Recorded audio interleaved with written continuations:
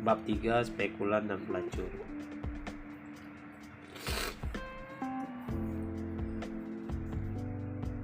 Perbedaan utama antara spekulan dan pelacur. Keadilan, ketidakadilan, dan Black Swan. Teori pengetahuan dan pendapatan profesional. Bagaimana ekstremistan bukan tempat paling aman untuk didatangi, kecuali barangkali jika Anda seorang pemenang. Kemunculan Yevgenia dari suatu tempat yang sangat tersembunyi menjadi seorang superstar hanya dimungkinkan oleh sebuah lingkungan atau tempat yang saya sebut ekstremistan. Dalam waktu dekat saya akan memperkenalkan perbedaan utama antara provinsi pembangkit Black Swan yang disebut ekstremistan dan provinsi yang tenang, tentram, dan tanpa gejolak atau kejutan yang disebut mediokristan. Nasihat paling baik atau paling buruk. Ketika saya mengingat kembali semua nasihat yang pernah diberikan kepada saya melihat hanya beberapa gagasan yang memiliki pengaruh nyata dalam hidup saya. Selebihnya adalah kata-kata yang numpang lewat, dan saya senang karena saya tidak terlalu peduli kepada sebagian besar di antaranya. Kebanyakan terdiri atas usul seperti ketika mengeluarkan pernyataan, buatlah pernyataan yang terukur dan masuk akal, yang berlawanan dengan gagasan Black Swan, karena realitas empiris bukan sesuatu yang terukur, dan versinya sendiri soal masuk akal tidak terkait dengan definisi umum yang profesional. Untuk menjadi orang yang empiris secara murni, kita harus mengungkapkan realitas setulus mungkin. Menjadi orang terhormat berarti tidak takut dengan penampilan dan konsekuensi disebut sebagai orang eksentrik. Apabila lain kali seseorang merecoki Anda dengan saran yang tidak Anda perlukan, secara halus ingatkan kepadanya tentang nasib pendeta yang dihukum mati oleh Ivan the Terrible karena memberikan nasihat tanpa diminta dan bernada menggurui. Ini biasanya berhasil untuk beberapa lama. Apabila direnungkan, nasihat paling penting yang dahulu saya terima adalah nasihat yang buruk. Tetapi anehnya nasihat itu justru paling berpengaruh, karena telah mendorong saya makin jauh ke dalam dinamika Black Swan. Nasihat itu datang ketika usia saya 22 tahun. Pada suatu petang di bulan Februari, di koridor sebuah gedung di 3400 Walnut Street di Philadelphia, tempat saya tinggal. Seorang mahasiswa tahun kedua di Wharton ketika itu menasihati saya agar mengambil sebuah profesi yang scalable, yakni profesi yang membuat Anda tidak dibayar melulu berdasarkan jam kerja, dan karena itu imbalannya dibatasi oleh kuantitas pekerjaan Anda. Ini sebuah cara yang sangat sederhana untuk membedakan profesi satu dari yang lain, dan dari situ kita dapat melakukan generalisasi terhadap batas antara bermacam-macam ketidakpastian. Dan ini mengantar saya ke sebuah masalah filosofis yang besar, masalah induksi, yang pada hakikatnya adalah istilah teknis untuk Black Swan. Gagasan tersebut memungkinkan saya mengubah Black Swan dari sebuah jalan buntu logis menjadi sebuah solusi yang mudah diimplementasikan. Dan seperti akan tampak dalam bab-bab mendatang, memadukannya ke dalam tekstur realitas empiris. Bagaimana sebuah saran soal karir mengantar saya ke gagasan-gagasan yang bersangkut paut dengan sifat dasar ketidakpastian. Ada profesi seperti dokter gigi, konsultan, atau tukang pijat profesional yang tidak scalable. Ada batas dalam hal jumlah pasien atau klien yang dapat Anda tangani dalam rentang waktu tertentu. Apabila Anda seorang pelacur, Anda bekerja berdasarkan jam dan umumnya dibayar sesuai dengan jumlah jam layanan Anda. Selanjutnya, kehadiran Anda adalah sesuatu yang sangat diperlukan agar suatu jasa dapat diberikan. Apabila Anda membuka sebuah restoran yang menarik, jumlah pelanggan Anda dibatasi oleh ruang yang tersedia, Dan yang terbaik Anda lakukan adalah memaksimalkan jumlah kursi, kecuali usaha Anda sebuah franchise. Dalam profesi-profesi ini, tidak peduli setinggi apapun bayaran Anda, pendapatan Anda tunduk kepada gravitasi. Pendapatan Anda tergantung pada upaya Anda yang terus-menerus lebih daripada kualitas pengambilan keputusan Anda. Selain itu, kerja macam ini sangat dapat diramalkan. Ada variasi, tetapi tidak sampai membuat penghasilan pada suatu hari lebih menonjol dibanding penghasilan pada hari-hari lain.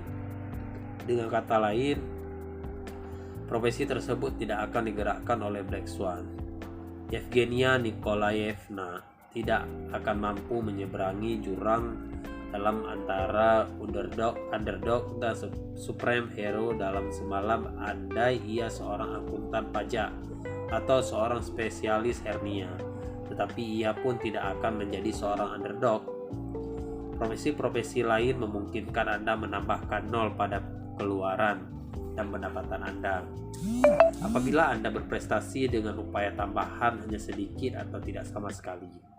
Sekarang dengan menjadi malas, dengan mempertimbangkan kemalasan sebagai aset dan kemauan untuk membebaskan waktu sebanyak mungkin dalam keseharian saya untuk merenung dan membaca, saya langsung tetapi keliru menarik sebuah kesimpulan. Saya memisahkan ide person yang menjual produk intelektual dalam bentuk sebuah transaksi atau sebuah karya dan labor person yang menjual karyanya kepada Anda. Jika Anda seorang idea person, Anda tidak harus bekerja keras, cukup berpikir dengan serius. Anda menjalankan pekerjaan yang sama, entah Anda memproduksi 100 unit atau 1000 unit dalam quant trading. Kerja yang Anda jalani sama, entah itu mencakup pembelian 100 saham, 100.000 saham, atau bahkan 1.000.000 saham. Anda melakukan panggilan telepon yang sama, membuat komputasi yang sama, mengurus dokumen legal yang sama, mengoperasikan sel-sel otak yang sama, juga upaya yang sama dalam memeriksa apakah transaksi yang terjadi benar. Selain itu, Anda dapat bekerja dari bak mandi rendam Anda atau dari sebuah bar di Roma. Anda dapat menggunakan utang modal sebagai pengganti kerja. Oke, baiklah, saya agak berlebihan soal trading. Orang tidak dapat bekerja sambil mandi berendam. Tetapi asal dikerjakan dengan benar, pekerjaan itu dapat memberi Anda waktu luang yang berlimpah. Sifat yang sama berlaku untuk artis rekaman atau pemain film. Anda bisa membiarkan sound engineer dan juru kamera bekerja. Anda tak perlu hadir ketika lagu Anda dimainkan atau ketika film Anda diputar. Begitu pula, seorang penulis mengeluarkan usaha yang sama, entah untuk menarik seorang pembaca atau untuk memikat sekian ratus juta pembaca. Jika Rowling, pengarang buku-buku Harry Potter, tidak harus menulis setiap buku setiap kali ada orang lain ingin membaca karyanya. Namun tidak demikian halnya bagi seorang tukang roti. Ia perlu membakar roti setiap roti tambahan ketika ada pelanggan baru ingin menyantap roti yang sama. Maka membedakan antara penulis dan tukang roti, spekulan dan dokter, koruptor dan pelacur adalah sebuah cara mudah untuk memandang dunia kerja. Cara ini memisahkan profesi-profesi yang memungkinkan orang menambahkan angka-angka nol pada pendapatan mereka tanpa kerja lebih banyak dari profesi-profesi yang memerlukan orang menambah kerja dan waktu. Padahal keduanya sama-sama memiliki batas. Dengan kata lain, profesi-profesi yang dipengaruhi oleh gravitasi. Hati-hati dengan profesi yang scalable. Namun, mengapa nasihat dari kakak kelas saya itu buruk? Apabila saran itu berguna dan dahulu memang berguna dalam menciptakan sebuah klasifikasi untuk upaya memeringkat ketidakpastian dan pengetahuan, saran yang sama bisa salah sejauh profesi yang dipilih. Nasihat itu terbukti baik bagi saya, tetapi hanya karena saya ketika itu sedang mujur dan kebetulan berada di tempat yang benar pada waktu yang benar, seperti kata pepatah.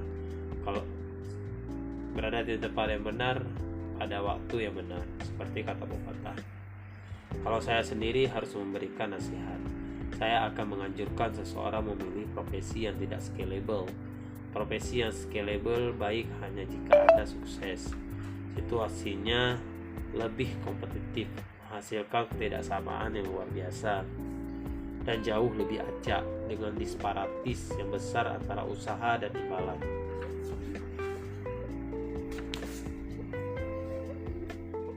Kecil dapat mengambil porsi kue yang besar, sehingga yang lain kebagian hanya sedikit atau tidak sama sekali, padahal bukan salah mereka.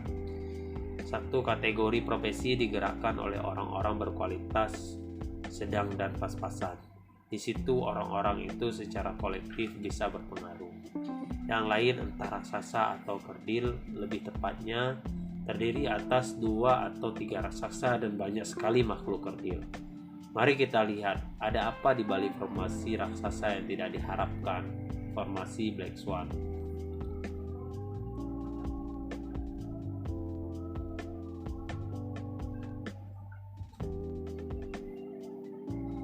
Kemunculan scalability. Coba kita simak nasib Giacomo, seorang penyanyi opera pada akhir abad ke-19. Sebelum alat perekam suara ditemukan, misalkan ia tampil di sebuah kota kecil di pedalaman Italia bagian tengah. Ia tersembunyi di balik bayang-bayang bintang-bintang besar di La Scala di Milan dan di rumah-rumah opera besar lain. Ia merasa aman karena pita suaranya akan selalu dibutuhkan entah di mana di daerah tempat tinggalnya. Tak ada cara baginya untuk mengekspor nyanyiannya, dan tak ada cara pula bagi bintang-bintang ternama untuk mengekspor nyanyian mereka ke daerah tempat Giacomo bernyanyi. Waktu itu masih mustahil baginya untuk menyimpan karyanya. Maka kehadirannya diperlukan pada setiap penampilan, sama seperti tukang cukur. Masih harus begitu sampai sekarang untuk setiap pangkas rambut. Maka kue keseluruhan terbagi secara tidak adil, tetapi tidak terlalu tidak adil. Kurang lebih seperti konsumsi kalori Anda. Kue itu dibagi menjadi beberapa potong dan setiap orang memperoleh bagiannya. Bintang-bintang besar mempunyai pemirsa lebih banyak dan lebih sering diminta tampil dibanding bintang-bintang kecil. Tetapi ini tidak terlalu mengkhawatirkan. Ketidaksamaan ada, tetapi marilah kita menyebut ketidaksamaan ini ringan. Scalability belum ada, maka tak ada cara untuk melipat gandakan penonton tanpa harus menyanyi 2 kali. Sekarang coba kita perhatikan pengaruh perekaman musik yang pertama. Sebuah temuan yang menghasilkan banyak sekali ketidakadilan. Kemampuan kita memproduksi dan mengulang pertunjukan memungkinkan saya menggunakan laptop saya untuk mendengarkan musik latar pianis Vladimir Horowitz, sekarang sudah meninggal. Dia memainkan karya Rachmaninov Preludes, alih-alih harus mendengarkan penampilan pemusik-pemusik lokal imigran Rusia yang masih hidup. Dia terpaksa mengajarkan piano kepada anak-anak yang umumnya tidak berbakat untuk mendapatkan nafkah sekadarnya. Horowitz meskipun sudah meninggal masih mampu membuat orang malang ini tidak bisa naik panggung. Saya lebih suka mendengarkan Vladimir Horowitz atau Arthur Rubinstein dari sebuah CD seharga $10.99 daripada harus membayar $9.99 untuk menyaksikan penampilan seorang lulusan Juilliard School atau Konservatorium Praha yang belum terkenal meskipun sangat berbakat. Jika Anda bertanya kepada saya mengapa saya memilih Horowitz, saya akan menjawab bahwa itu karena permainannya mengandung keteraturan, irama atau hasrat, padahal sesungguhnya barangkali sangat banyak orang yang belum pernah saya dengar dan tidak akan pernah saya dengar, yang tidak sampai tampil di panggung manapun, tetapi tidak mustahil mampu bermain sama baiknya. Sebagian orang secara naif percaya bahwa proses ketidakadilan dimulai dengan gramofon, yakni menurut logika yang baru saya sampaikan, saya tidak setuju. Saya yakin bahwa proses itu dimulai sangat jauh lebih dahulu, yang dialami oleh DNA kita yang menyimpan informasi tentang diri kita sendiri dan memungkinkan kita mengulang kinerja kita tanpa kehadiran kita dengan menyebar gen-gen kita dari generasi ke generasi. Evolusi adalah sesuatu yang scalable. DNA yang menang entah karena keberuntungan atau karena keunggulan dalam persaingan akan memperbanyak diri seperti buku yang laris atau rekaman yang sukses dan menjadi tersebar kemana-mana. DNA lain akan punah. Coba pertimbangkan perbedaan antara kita manusia, tidak termasuk para ahli keuangan dan pengusaha, dan makhluk-makhluk lain di planet kita. Selain itu, saya percaya bahwa transisi besar dalam kehidupan sosial datang bukan bersama gramofon, melainkan ketika seseorang melahirkan gagasan besar tetapi tidak adil, yakni menemukan abjad, karena ini memungkinkan kita menyimpan informasi dan memproduksinya.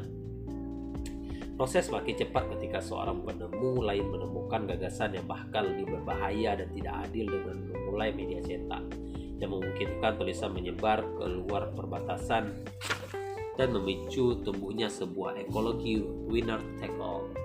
Pemenang memperoleh segalanya. Sekarang apa yang begitu tidak adil seputar penyebaran buku? Abjad memungkinkan cerita-cerita dan gagasan-gagasan disalin dengan kemurnian tinggi dan tanpa batas, tanpa pengerahan energi tambahan di pihak pengarang untuk penyajian-penyajian berikutnya. Ia bahkan tidak harus tetap hidup untuk menyampaikan semua itu. Bahkan kematian sering membuat seorang pengarang lebih dihargai. Ini menyiratkan bahwa buku-buku yang karena alasan tertentu mulai mendapatkan sedikit perhatian dapat dengan cepat sampai ke pembaca yang lebih banyak daripada buku-buku lain dan menyingkirkan para pesaing dari rak-rak buku. Pada zaman ketika penyair dan juru cerita berkeliling dari rumah satu ke rumah lain, masing-masing mempunyai penonton. Seorang juru cerita seperti tukar roti atau pandai besi mempunyai sebuah pasar. Juga jaminan bahwa tak seorang pun yang berasal dari tempat jauh dapat menyingkirkan mereka dari wilayah masing-masing. Sekarang, beberapa orang di antara mereka mengambil hampir semuanya, sedangkan sisanya hampir tidak mendapatkan sedikit pun. Dengan mekanisme yang sama, penemuan film bioskop menyebabkan aktor-aktor setempat tergusur dan pemain-pemain kecil kehilangan pekerjaan. Namun ada sebuah perbedaan dalam pekerjaan yang mempunyai komponen teknis, misalnya pianis atau ahli bedah otak. Bakat mudah dipastikan, sementara pandangan subjektif hampir tidak berperan. Ketidakadilan terjadi ketika seseorang dianggap lebih baik daripada yang lain meskipun hanya mendapatkan porsi kue yang kecil. Dalam seni, misalnya film, masalahnya jauh lebih kejam. Yang kita sebut bakat umumnya berasal dari sukses, bukan sebaliknya. Banyak eksperimen yang telah dilakukan untuk subjek ini, terutama oleh Art Defany, seorang pemikir berwawasan dengan buah pikir asli secara sendirian mempelajari ketidakpastian yang liar dalam film. Sedihnya, ia menunjukkan bahwa sebagian besar yang kita sebut keterampilan dikatakan demikian berdasarkan fakta yang telah terjadi, after the fact attribution. Film menciptakan aktor, katanya, dan keberuntungan non-linear dalam dosis besar menciptakan film. Kesuksesan film sangat bergantung pada fenomena penularan. Penularan seperti itu tidak hanya berlaku untuk film. Mereka tampaknya berpengaruh terhadap produk-produk budaya yang sangat beragam. Sulit bagi kita untuk menerima bahwa orang tidak jatuh cinta pada pekerjaan seni karena kepentingan mereka sendiri, tetapi juga agar dapat merasakan bahwa mereka bagian dari sebuah komunitas. Melalui peniruan, kita makin dekat dengan orang lain, yang pada hakikatnya adalah sesama peniru. Padahal masing-masing berjuang untuk diri sendiri. Diskusi ini menunjukkan kesulitan dalam meramalkan hasil-hasil dalam sebuah lingkungan yang syarat dengan keberhasilan. Maka untuk sementara ini biarlah kita mencatat bahwa pemisahan antara profesi-profesi dapat digunakan untuk memahami pemisahan antara macam-macam variabel acak. Mari kita membahas masalah pengetahuan secara lebih dalam, masalah inferensi tentang yang tidak diketahui dan sifat-sifat sesuatu yang telah dikenal.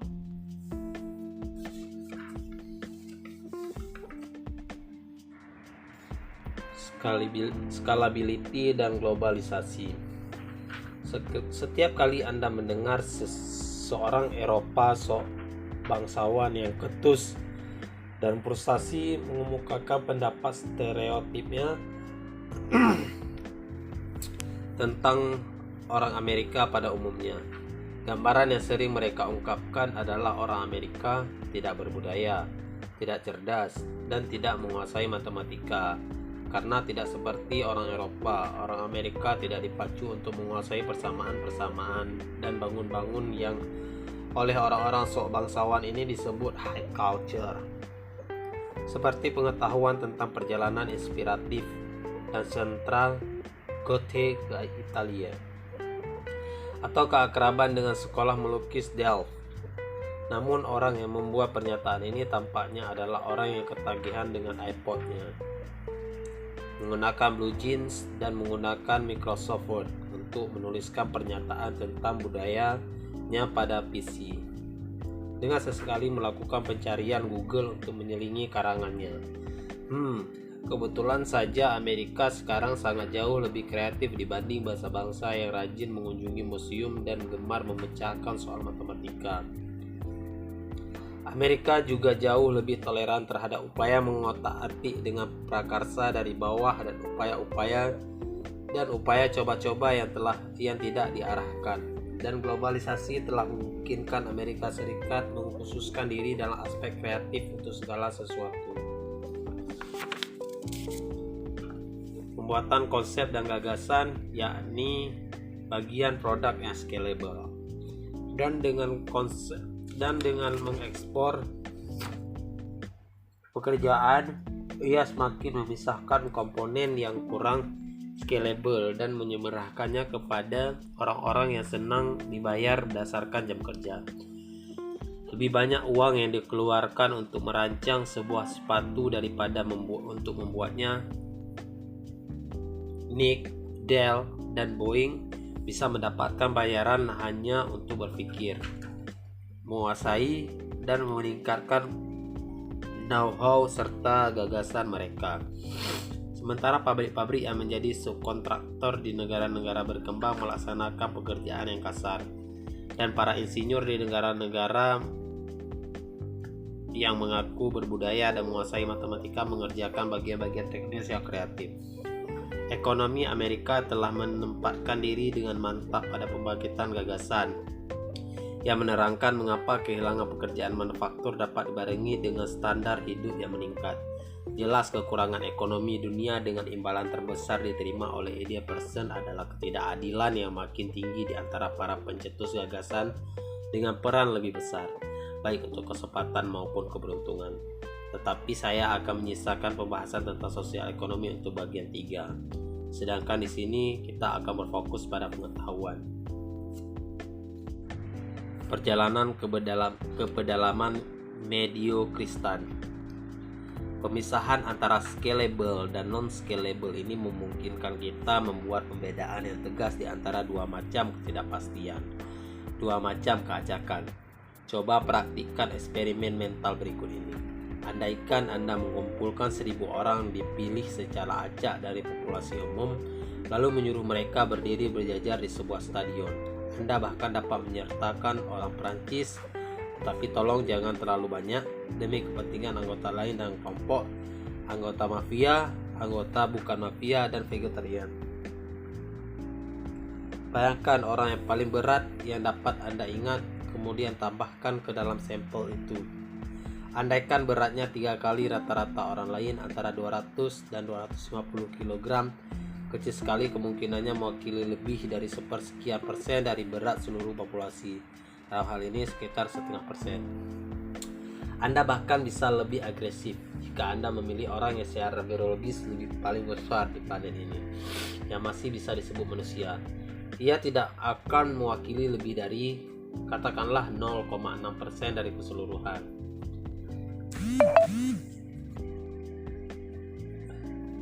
Sebuah tambahan yang sangat dapat diabaikan, dan jika Anda memiliki 10.000 orang, kontribusinya akan luar biasa sekali.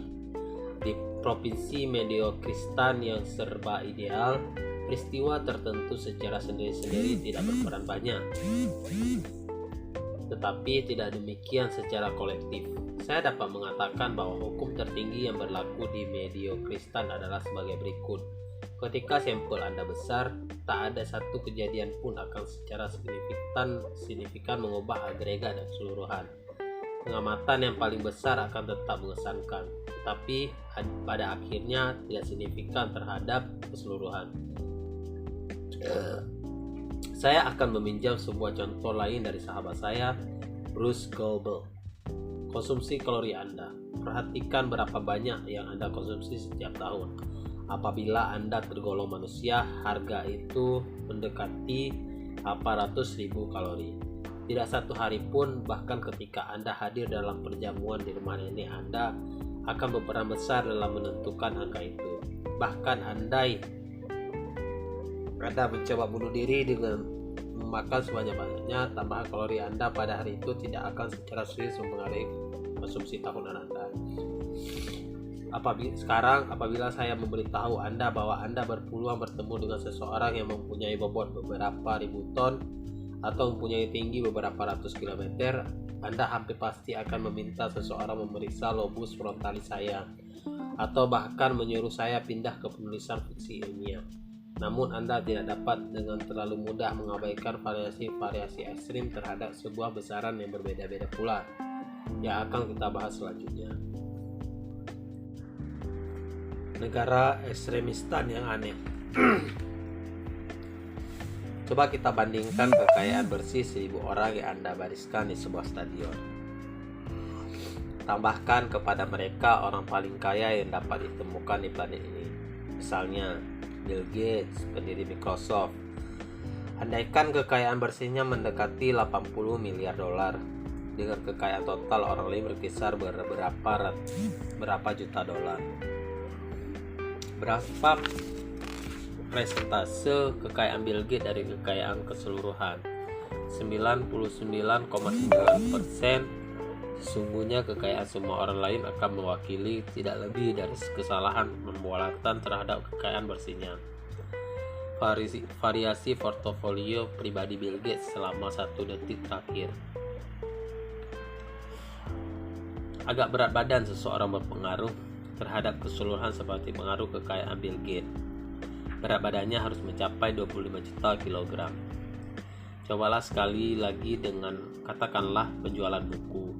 Bariskan 1.000 orang pengarang atau orang-orang yang minta karya mereka diterbitkan, tetapi menyebut diri pengarang alih-alih penunggu.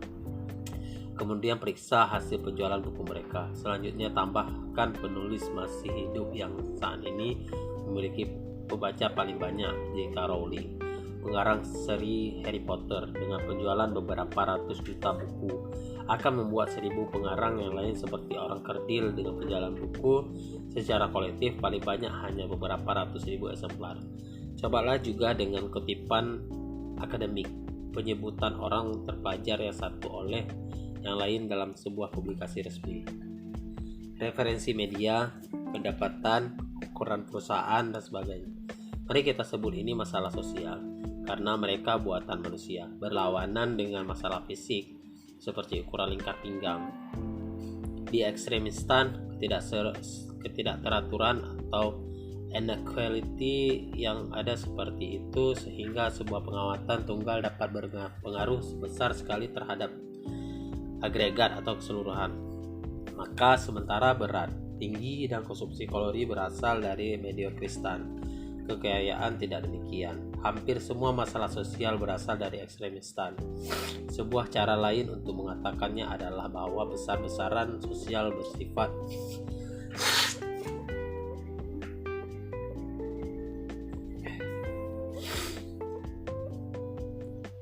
informasional, bukan fisik. Anda tidak dapat menyentuh mereka.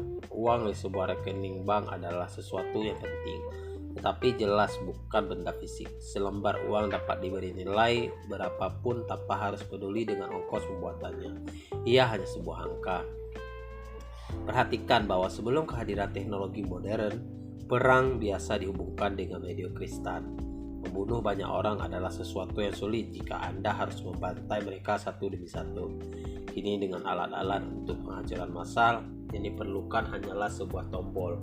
Orang tak waras atau sebuah kesalahan kecil untuk memusnahkan planet ini. Perhatikan implikasinya untuk Black Swan. Ekstremistan dapat menghasilkan Black Swan dan sungguh menghasilkannya, karena beberapa kejadian terbukti telah menghasilkan pengaruh besar sekali pada sejarah. Itulah gagasan utama buku ini. Ekstremistan dan pengetahuan. Sementara pembedaan ini antara mediokristan dan ekstremistan memiliki banyak sekali percabangan, baik untuk keadilan sosial maupun dinamika kejadian-kejadian. Marilah melihat penerapannya pada pengetahuan, tempat sebagian besar nilainya terletak. Jika ada makhluk Mars datang ke bumi untuk mengukur tinggi penduduk asli planet yang membahagiakan ini, ia dapat dengan aman singgah ke 100 orang manusia untuk mendapatkan gambaran yang baik tentang tinggi rata-rata. Apabila Anda tinggal di mediokristan, Anda bisa merasa nyaman dengan apa yang telah Anda tahu, Anda ukur. Asalkan Anda tahu dengan pasti bahwa data itu berasal dari mediokristan. Anda juga bisa merasa nyaman dengan apa yang telah Anda pelajari dari data tersebut. Konsekuensi epistemologis di sini adalah bahwa dengan keacakan mediokristan rasanya tidak mungkin memiliki sebuah kejutan Black Swan sedemikian sehingga sebuah peristiwa saja dapat mendominasi sebuah fenomena. Pertama, 100 hari pertama harus mengungkapkan semua yang perlu Anda ketahui tentang data. Kedua, bahkan jika Anda sungguh memiliki sebuah kejutan, sebagaimana kita lihat dalam kasus manusia paling berat, peristiwa itu tak akan berpengaruh. Apabila Anda berurusan dengan besaran-besaran di ekstremistan, Anda akan sulit membayangkan harga rata-rata dari sampel manapun karena ia begitu bergantung pada sebuah pengamatan tunggal. Gagasannya tidak lebih sulit dari itu. Di ekstremistan, satu unit dapat dengan mudah mempengaruhi seluruh sistem secara tidak proporsional. Di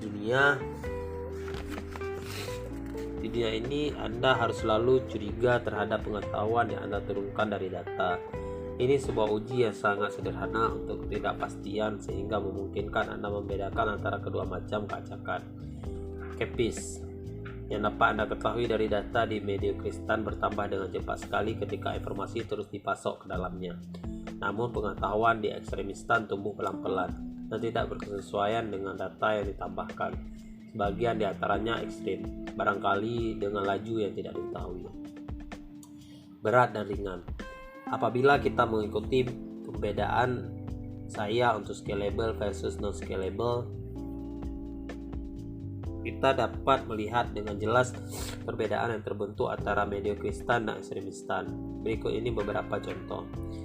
Hal-hal yang tampaknya milik mediokristan tunduk kepada yang kita sebut keacakan tipe 1. Tinggi, berat, konsumsi kalori, pendapatan seorang tukang roti, pendapatan seorang pemilik restoran kecil, pendapatan seorang pelacur, pendapatan seorang ortodontis, keuntungan dari berjudi, atau dalam kasus sangat khusus mengandaikan orang pergi ke kasino dan terus bertaruh dengan besaran yang sama. Kecelakaan kendaraan, angka kematian, IQ seperti yang terukur. Hal-hal yang tampaknya milik ekstremistan tunduk kepada yang kita sebut keacakan tipe 2. Kekayaan, pendapatan, penjualan buku pengarang, kutipan buku pengarang, pengakuan nama sebagai selebritas, jumlah rujukan ke Google, popularitas kota besar, penggunaan kata dalam sebuah kamus, jumlah pembicara perbahasa, kerusakan akibat gempa bumi, kematian dalam perang, kematian akibat ulah teroris, ukuran planet, ukuran perusahaan, pemilik saham, tinggi antara spesies yang berbeda, umpamanya antara gajah dan tikus, pasar modal, tetapi manajer investasi Anda tidak tahu, harga-harga komoditas, laju inflasi, data ekonomi. Daftar ekstremistan jauh lebih panjang daripada daftar sebelumnya. Tirani peristiwa tak terduga. Sebuah cara lain untuk menerangkan perbedaan yang umum ini adalah sebagai berikut. Mediokristan adalah tempat kita harus mengalami tirani. Hal-hal yang kolektif, yang rutin, yang jelas dan dapat diramalkan. Ekstremistan adalah tempat kita tunduk kepada tirani hal-hal yang tunggal, kebetulan tidak terlihat dan tidak dapat diramalkan. Sekeras apapun Anda mencoba, Anda tidak akan pernah bisa menurunkan berat badan dalam satu hari. Anda memerlukan efek kolektif berhari-hari, berminggu-minggu, bahkan berbulan-bulan. Begitu pula jika Anda bekerja sebagai seorang dokter gigi. Anda tidak akan pernah menjadi kaya dalam sehari, tetapi Anda dapat menjadi kaya setelah 30 tahun bekerja keras, rajin, berdisiplin, dan selalu menghadiri kursus pengobaran gigi. Bagaimanapun, apabila Anda tunduk kepada spekulasi ala ekstremistan, Anda dapat menjadi kaya raya atau buntung hanya dalam 1 menit. Tabel 1 meringkaskan perbedaan-perbedaan antara kedua dinamika tadi yang akan saya bahas dalam sisa buku ini. Merancukan kolom kiri dengan kolom kanan dapat mengantar kita ke akibat-akibat sangat buruk atau sebaliknya menjadi sangat beruntung. Tabel 1, mediokristan, non-scalable, scalable. Mediokristan di kiri, ekstremistan di kanan. Non-scalable mencakup mediokristan, scalable mencakup ekstremistan.